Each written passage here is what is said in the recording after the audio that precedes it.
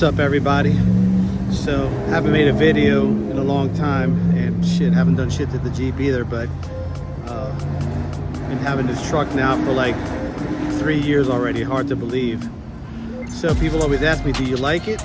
And yeah, the question is, I love it, but there's one thing that I do not like, and it's this bullshit right here. This piece of crap. So I'm gonna try and find a solution for this today after looking at the internet.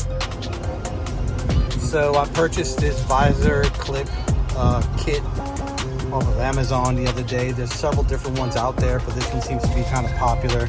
So basically what they claim is that you just have to take out one of the screws from the outer portion of the visor, which would be right here, and insert one of these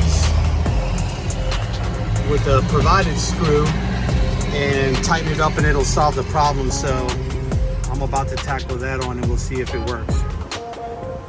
The instructions say that I need a T20 Torx bit to remove the factory screw. So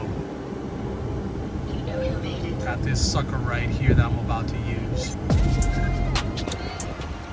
Yep, so that screw came right out. So this is the kit, this is what they provide, except this one comes with a different screw, but it's longer, I guess, to make up for the size of this shit and up there.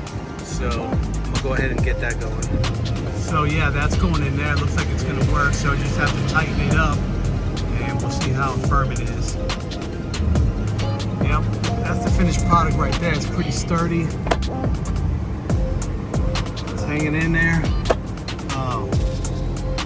It didn't affect the electrical any. Wouldn't see a reason why it would, but repeat for the other side and it's done.